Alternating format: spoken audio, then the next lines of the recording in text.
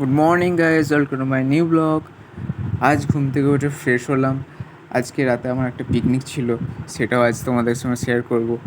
আজ ফ্রেশ হতে গেলাম, ফ্রেশ হয়ে এসে আজকে পরোটা আর চা বানালাম। আজ জিম যাওয়ার জন্য এটাই ভেবে নিলাম, এটাই করে নিই, তাই পরোটা আর চা বানিয়ে নিলাম। আজকে রাতে একটা বন্ধুর বাড়িতে ফিস্ট আছে, সেখানেও যাব। এখানের মেনু হচ্ছে ডিমের ঝোল আর রুটি। চলো তারপরে দেখা যাক।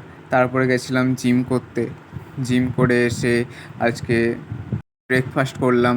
আজ ব্রেকফাস্টে ছিল মুড়ি আর আলু ভাজা। তারপরে এসে পড়ে বাথরুম গেলাম ফ্রেশ হতে। ফ্রেশ হওয়ার সময় অনেকগুলো জামা প্যান্ট ছিল আমার, তাই সব কেচে নিলাম। তারপরে গেলাম ছাদে সব মিলে নিতে।